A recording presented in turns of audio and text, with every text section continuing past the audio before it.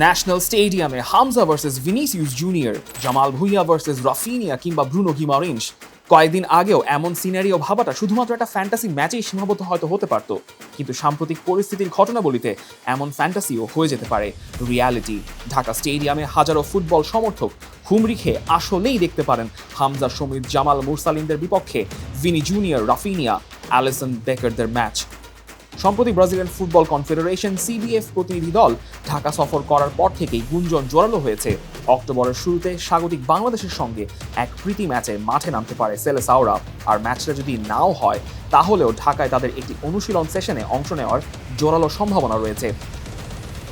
সূচি অনুযায়ী 25 ও 29 September Australia টাউন্সভিল ও ব্রিসবেনে দুটি ফিফা প্রীতি ম্যাচ খেলবে ব্রাজিল। এরপর 3 অক্টোবর ভারতের কলকাতার সল্ট লেক স্টেডিয়ামে স্বাগতিকদের মুখোমুখি হবে তারা। এই সফরের মাঝেই আগামী 5 কিংবা 6 অক্টোবর ঢাকায় ব্রাজিল দলের প্রীতি ম্যাচ বা অনুশীলনের বিষয়টি নিয়ে আলোচনা চলছে।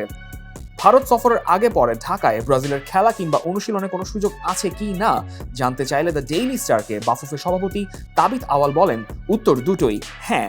তারা সবকটি সম্ভাবনা ও বিকল্প নিয়েই কথা বলেছেন। তাবিথের দেওয়া তথ্য অনুযায়ী সিবিএফ প্রতিনিধি দলটি বাংলাদেশে ব্রাজিল ফুটবল ভক্তদের আবেগ ও অনুরাগের কথা জেনে আন্তরিক কৃতজ্ঞতা প্রকাশ করেছে। পাশাপাশি দুই দেশের ফুটবল উন্নয়ন, অবকাঠামো নির্মাণ, পিচ ও মাঠের উন্নয়ন, যৌথ কোচিং কার্যক্রম, স্পোর্টস সায়েন্স এবং আন্তর্জাতিক প্রীতি ম্যাচ আয়োজনের ক্ষেত্রে একসঙ্গে কাজ করতে দুই পক্ষই নীতিগতভাবে সম্মত হয়েছে।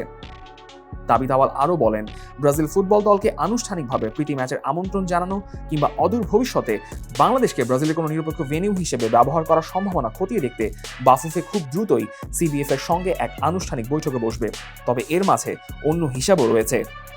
প্রথমবারের মতো ফিফা আসিয়ান কাপে অংশ নিতে যাচ্ছে বাংলাদেশ।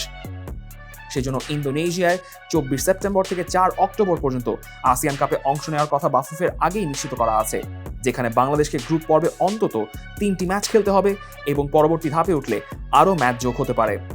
ফলে সিবিএফ শেষ পর্যন্ত ইতিবাচক সিদ্ধান্ত নিলেও একই ফিফা উইন্ডোর মাঝে বাংলাদেশ জাতীয় দল নিজেদের আন্তর্জাতিক ব্যস্ততার মাঝে ব্রাজিলের সঙ্গে খেলার মতো সময় বের করতে পারবে কি না সেটাই এখন দেখার বিষয়।